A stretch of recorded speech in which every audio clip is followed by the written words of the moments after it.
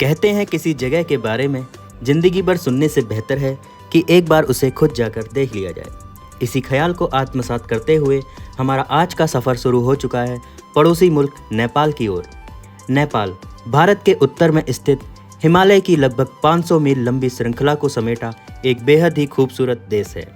आज के इस सफ़र में हम आपको अवगत कराएंगे नेपाल की राजधानी काठमांडू से। तो बने रहिए हमारे साथ इस बेहद ही खूबसूरत सफ़र पर। गोरखपुर से लगभग 95 किलोमीटर की दूरी पर स्थित सनौली नेपाल बॉर्डर से हम लोग नेपाल में प्रवेश कर रहे हैं।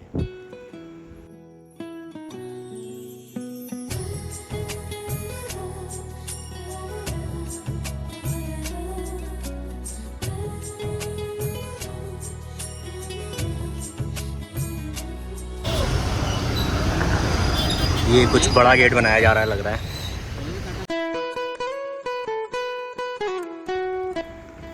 बॉर्डर क्रॉस करने के बाद हमारा सबसे पहला काम करेंसी एक्सचेंज करवाना व नेपाली सिम लेना रहेगा, क्योंकि यहाँ से आपका इंडियन सिम काम करना बंद कर देगा। यहाँ आपको बहुत सारे मनी एक्सचेंजर मिल जाएंगे और यहाँ आप इंडियन आईडी पर कुछ दिनों के लिए नेपाली सिम भी ले सकते हैं। सिम उसी में डाल दीजिए। करेंसी एक्सचेंज व नेपाली सिम लेने के बाद हम लोग बढ़ते हैं भैरवा एयरपोर्ट की ओर, जहाँ से काठमांडू के लिए फ़्लाइट्स चलती हैं। भैरवा से काठमांडू की दूरी लगभग 275 किलोमीटर की है। आप चाहें तो यह दूरी बाय रोड भी कवर कर सकते हैं, जिसमें आपको 10 से 12 घंटे का समय लगेगा, पर बाई एयर जाने पर यह दूरी मात्र 30 से 40 मिनट के अंदर कवर हो जाती है।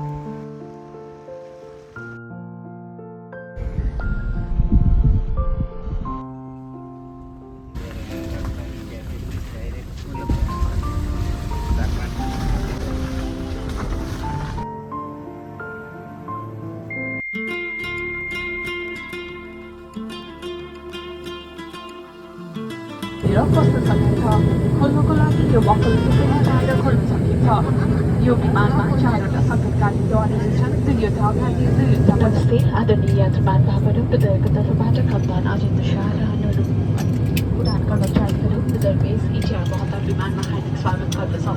हाम्रो त्रिभुवन अन्तर्राष्ट्रिय नाम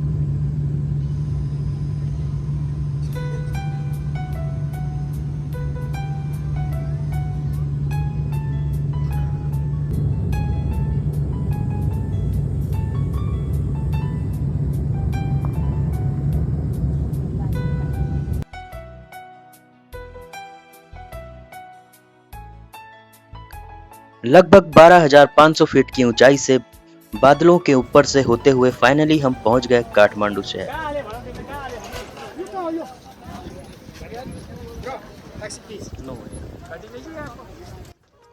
त्रिभुवन अंतर्राष्ट्रीय हवाई अड्डा नेपाल के प्रमुख हवाई अड्डों में से एक है। यह नेपाल को 17 देशों के 40 से अधिक गंतव्यों से जोड़ता है। ऊपर से देखने पर इस हवाई अड्डे को हवाई जहाज के आकार का डिजाइन किया गया है। काठमांडू शहर की बात की जाए तो यह नेपाल का एक प्रसिद्ध शहर है, जो कई वर्षों से नेपाल के इतिहास, कला, संस्कृति और अर्थव्यवस्था का केंद्र रहा है। काठमांडू अपने मंदिरों, महलों और यूनेस्को द्वारा विश्व धरोहर स्थल घोषित कई स्थानों के लिए प्रसिद्ध है। यह खूबसूरत शहर बागमती नदी के तट पर स्थित है। हिंदुओं के सबसे पवित्र स्थलों में से एक भगवान पशुपतिनाथ का विश्वविख्यात मंदिर भी इसी नदी के किनारे स्थित है। एयरपोर्ट से सीधे हम पहुंचते हैं अपने होटल, जिसका नाम है होटल ग्रांड याक।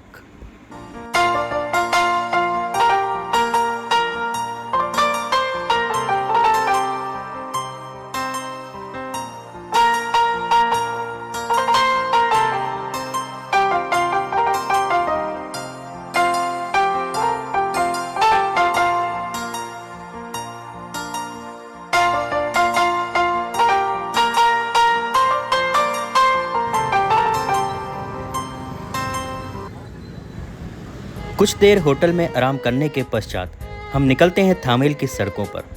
थामेल शहर का मुख्य इलाका है, जहां क्लब, बार और कई पर्यटक आते जाते रहते हैं। थामेल काठमांडू की नाइट लाइफ का केंद्र भी है।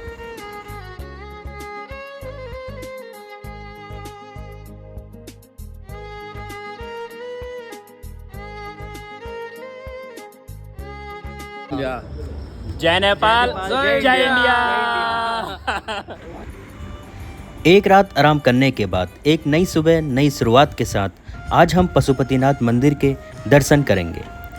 पशुपतिनाथ मंदिर काठमांडू के पूर्वी बाहरी इलाके के बागमती नदी के तट पर स्थित नेपाल का सबसे पवित्र स्थल है। यह मंदिर भगवान शिव को समर्पित है, जो पशुपति के रूप में हैं, जिन्हें जानवरों के रक्षक भी कहा जाता है।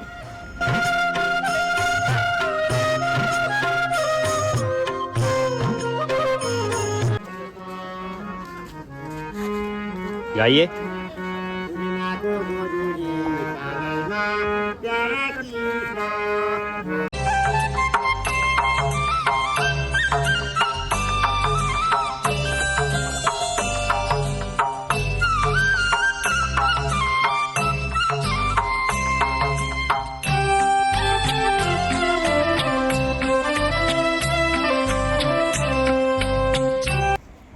शिव पुराण और स्कंद पुराण में वर्णित कथाओं के अनुसार भगवान शिव ने अलग अलग रूपों में विभिन्न स्थानों पर प्रकट होकर भक्तों को दर्शन दिए हैं।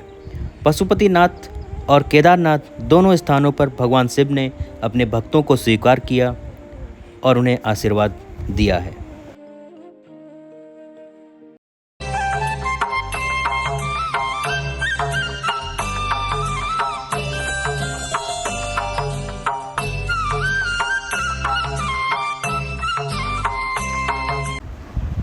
ऐसा कहा जाता है कि केदारनाथ की यात्रा पशुपतिनाथ मंदिर के दर्शन के साथ संपूर्ण मानी जाती है। साथ ही यह मान्यता भी है कि जो भी व्यक्ति इस स्थान के दर्शन करता है तो उसे किसी भी जन्म में फिर कभी पशु योनि प्राप्त नहीं होती। मंदिर के वास्तुकला की बात की जाए तो मुख्य मंदिर नेवारी वास्तुकला में बना है। 2 स्तरीय छतें सोने की परत के साथ तांबे की हैं। मंदिर आधार से शिखर तक 23 मीटर 7 सेंटीमीटर की ऊंचाई वाले एक चौकोर आधार पर टिका हुआ है। इसमें 4 मुख्य दरवाजे हैं जो सभी चांदी की चादरों से ढके हुए हैं। मुख्य मंदिर परिसर में मोबाइल कैमरे का प्रयोग वर्जित है, जिस कारण हम मुख्य मंदिर का वीडियो शूट नहीं कर सके और मुझे लगता है मंदिर की गरिमा के लिए यह आवश्यक भी है।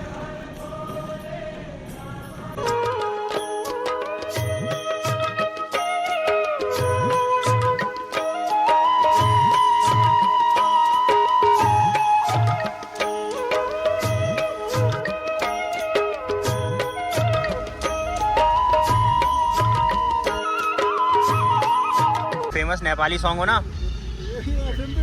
ट्रेंडिंग। पशुपतिनाथ मंदिर के दर्शन करने के पश्चात हम बढ़ते हैं काठमांडू के अन्य दर्शनीय स्थलों की ओर, जिसके लिए हमने एक टैक्सी हायर की। सौभाग्य से हमें टैक्सी वाले भैया बेहद ही बेहतर इंसान मिले, जिन्होंने पूरे दिन हमारे साथ एक गाइड का काम भी किया व साथ ही नेपाल की वर्तमान व ऐतिहासिक स्थितियों से अवगत भी कराया। और कास्ट मतलब काठ को घर या काठ का घर एक बोलते इसका नाम ही काष्ठ मंडप हो गया। तो उसी के नाम से लेके इसको काठमांडू बोल दिया गया। इसके नाम से संबंधित एरिया। ये स्तूपा जो है ना, उन्होंने ही बनाया है, अशोक सम्राट की बहन। हाँ, चारुमती ने। और चारुमती ने यहाँ के बुद्ध धर्म का बहुत सारा प्रचार भी किया। और ये उनकी नाम चा लेके और ये हिल मिला के ये एरिया का नाम ही चा हिल बना दिया। ये भी नेवारी कल्चर जो है ना हमारे यहाँ के सभ्यता है या बोले भाषा, इसके अंतर्गत आता है। बहाल बोलते हैं, स्तूपा बहाल, और उनकी चारुमती का चा, इनका बहाल लगा के चा हिल ये एरिया का नाम है।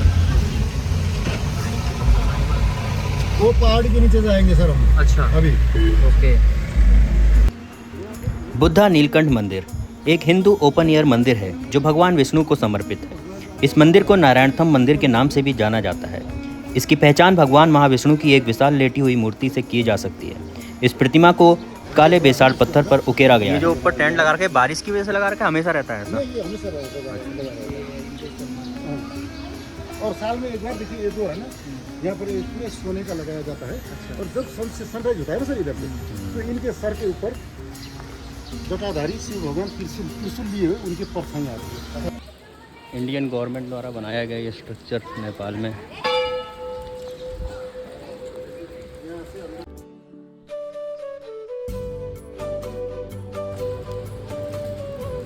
यहाँ का मैं आपको लगभग शाम में भी जब हम दरबार स्क्वायर घूमेंगे उसमें भी इसका बहुत सारा किस्सा है, मैं आपको बताऊंगा।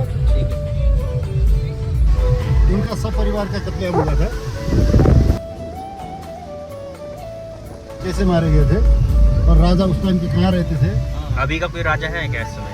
अभी तो राजा नहीं है, अभी राजा तो है वो ज्ञानेंद्र विक्रम शायद है, लेकिन उनको यहाँ राजसी में कोई भी वंशज होंगे ना, अब तो गवर्नमेंट का होगा रूल। सर हिंदू सम्राट माना जाता है इनको ओल्ड का, और जितने भी हम हिंदू धर्मावलंबी या हिंदू ट्रस्ट के लोग हैं वो उनको आज भी राजा ही मानते हैं।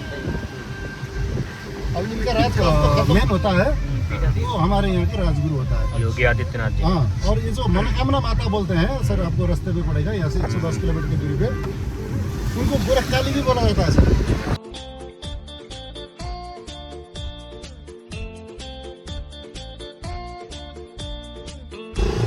ये हमारे पुलिस प्रतिष्ठान बोलते हैं, प्रशिक्षण बड़े बड़े DSP SP लेवल के लोगों को यहाँ पे प्रशिक्षण दिया जाता है। और इधर देखिए ये रहा शीतल निवास, राष्ट्रपति आवास है। और आपको गोल्ड का सबसे महंगा वाला हर चीज मिलता है यहाँ पे, पहनने से लेके ये एरिया। और ये रहा सर मेन गेट अंदर जाने के लिए, दरबार के अंदर के लिए।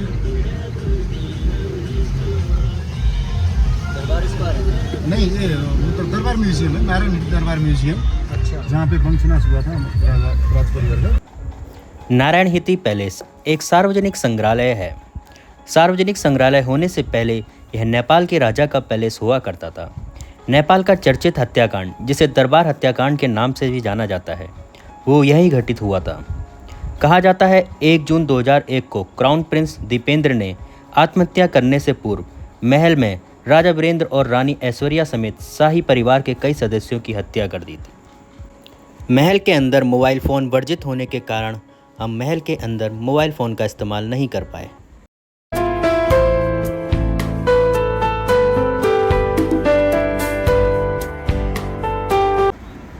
इसके बाद हम लोग निकलते हैं स्वयंभूनाथ स्तूप की ओर। विश्व धरोहर में सम्मिलित स्वयंभूनाथ स्तूप काठमांडू के पश्चिम में एक पहाड़ी पर स्थित एक प्राचीन बौद्ध स्तूप है, जो लगभग 500 ईस्वी से अस्तित्व में है। इसके मुख्य प्रवेश द्वार पर 365 पत्थर की सीढ़ियां हैं, जिन्हें चढ़कर ही मुख्य स्तूप परिसर तक पहुंचा जा सकता है, जहां से आप काठमांडू शहर के विहंगम दृश्य का आनंद ले सकते हैं। यहाँ पर कौन सा शूट है भैया? देवानंद का? हरे कृष्णा देवानंद वाला। अच्छा अच्छा। फिल्म का इसके अंदर वो गांजा पिया हुआ सीन है, और बाहर का भी लोकेशन दिखा रही है। बाहर का पूरा एरिया का चलिए location देखेंगे है। इसको। ये जो मकान है पुराने है उसमें आपको दिखाई देगा, जैसे ये टाइप के मकान थे पहले। हाँ।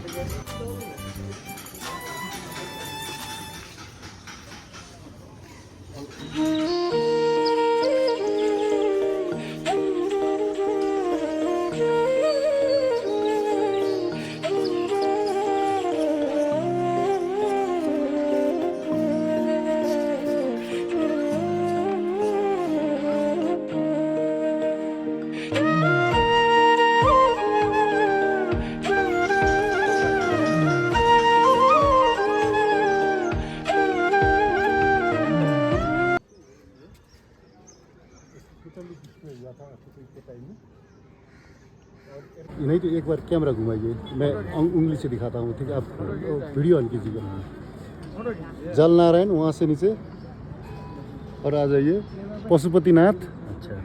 एयरपोर्ट एरिया, ये धरहरा, और ये देखिए ललितपुर डिस्ट्रिक्ट के अंतर्गत आता है। ये रहा चंद्रागिरी हिल्स, पहाड़ पे।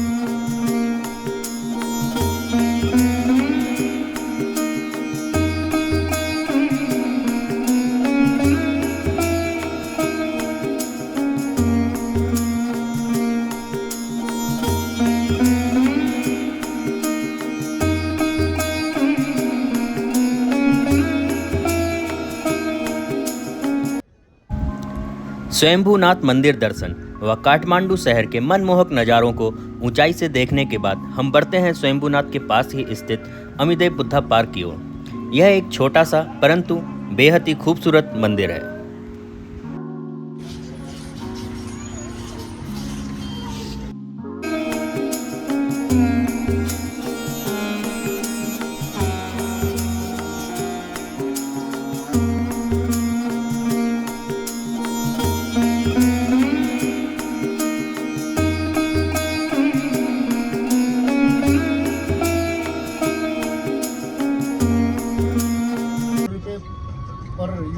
से आता है, अभी यहाँ से 3 रुपये यूनिट के हिसाब से जा रहा है। ऊपर भी होता है। अच्छा। आपको बोट बहुत सारे बोट दिखाई देंगे ऊपर जाएंगे तो। मई जून में, मई के टाइम पे मिलता होगा, हाँ। मई के महीने में ना। बहुत बड़ा आके सब बोलता है क्या फल पाक्यो, गाँव पे आके बोलता है वो। सफ़र को आगे बढ़ाते हुए हम बढ़ रहे हैं काठमांडू के सबसे खूबसूरत डेस्टिनेशन की ओर, जिसका नाम है चंद्रगिरी पर्वत। चंद्रगिरी हिल काठमांडू घाटी के दक्षिण पश्चिम की ओर स्थित है, जिसकी ऊंचाई समुद्र तल से लगभग 2551 मीटर की है। यह पहाड़ी काठमांडू घाटी और अन्नपूर्णा से लेकर एवरेस्ट तक की हिमालय पर्वतमालाओं का मनोरम दृश्य प्रस्तुत करती है। चंद्रगिरी पर्वत पर भालेश्वर महादेव का मंदिर भी स्थित है, जो इस स्थान से लगभग 2.5 किलोमीटर ऊपर है, जहां तक पहुंचने के लिए आप केबल कार का इस्तेमाल भी कर सकते हैं।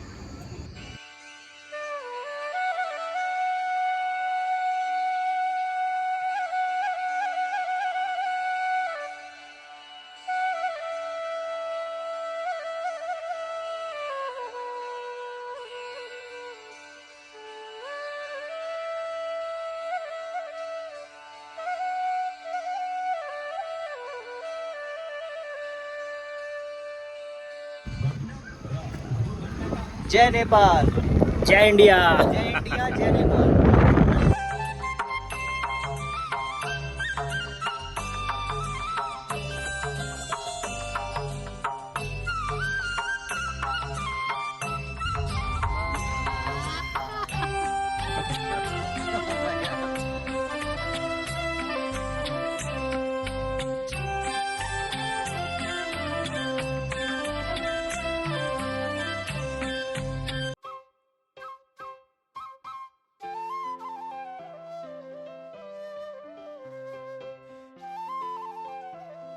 देखिए ये रहा हमारा लोकल मार्केट, जहाँ पे मीडियम क्लास वाले शॉपिंग करने के लिए आते हैं। हर चीज यहाँ पे मिलता है। प्रचलित कानुन बमोजिम बाहेक मानिसको अंग झिक्ने र ढलते दिन के साथ हम निकल पड़े हैं काठमांडू के सबसे चर्चित स्थान की ओर, जिसका नाम है काठमांडू दरबार स्क्वायर। काठमांडू दरबार स्क्वायर एक ऐतिहासिक इमारत की श्रेणी में आता है। यह सैलानियों के लिए विशेष आकर्षण का केंद्र है। मल्ला राजाओं का निवास स्थान रहा यह दरबार अपने काष्ठ मंडपों के लिए मशहूर है। यहाँ पर इतने काष्ठ मंडप और लकड़ी के मंदिर और महल बनाए गए हैं कि उनके नाम पर ही इस शहर का नाम काठमांडू पड़ा है। यह दरबार क्षेत्र नेवारी वास्तुकला का चमत्कार माना जाता है। इस क्षेत्र में कई मंदिर और मूर्तियां भी हैं। इसी क्षेत्र में काल भैरव की विशाल प्रतिमा उग्र रूप में विराजित है, जिसे यूनेस्को हेरिटेज में भी शामिल किया गया है। माना जाता है कि इस 12 फुट ऊंची मूर्ति का निर्माण एक ही पत्थर पर 5वीं या 6वीं शताब्दी में किया गया है। एक किंवदंती के अनुसार पहले ऐसा माना जाता था कि जो लोग मूर्ति के सामने झूठ बोलेंगे वे मर जाएंगे। 10 दिन तक एक मेला लगता है। यहाँ से एक बांस की लकड़ी रख के यहाँ दारू गिराई जाती है, जो चावल से बना हुआ दारू होता है सफेद कलर का। अच्छा। वो प्रसाद समझ के सब यहाँ आके खाते हैं। वहाँ से ऊपर से गिरता रहता है, ऊपर तक है। यहाँ थोड़ा नजदीक आते हैं। अच्छा। काठमांडू का प्रसिद्ध मंदिर तालेजू मंदिर भी दरबार स्क्वायर क्षेत्र में ही स्थित है, जहां जीवित कुमारी भक्तों को दर्शन देती है। काठमांडू घाटी के लोगों द्वारा एक जीवित कुमारी जिसकी उम्र 3 से 4 वर्ष होती है, उसे लिविंग गॉड का दर्जा दिया जाता है, जिसे देवी दुर्गा का जीवित अवतार माना जाता है। कुमारी के लिए चयन प्रक्रिया बहुत गोपनीय है और कई विशिष्टताओं के साथ की जाती है। दिन के खत्म होने के साथ काठमांडू भ्रमण की अनेक अविस्मरणीय यादों को जहन में समेटते हुए हमारा काठमांडू का सफ़र यहीं खत्म होता है। यदि आपको यह वीडियो और मेरा काम पसंद आया हो तो कृपया वीडियो को लाइक करने के साथ अपने विचार व राय कमेंट सेक्शन में अवश्य प्रस्तुत करें व साथ ही वीडियो को शेयर करें व चैनल को सब्सक्राइब करें। और यदि आपको काठमांडू ट्रिप से संबंधित कोई जानकारी मुझसे जाननी हो तो कमेंट में ज़रूर पूछें। आगे के सफ़र में हम आपको अवगत कराएंगे नेपाल के एक और खूबसूरत शहर पोखरा से। तब तक के लिए आप सभी का बहुत बहुत धन्यवाद।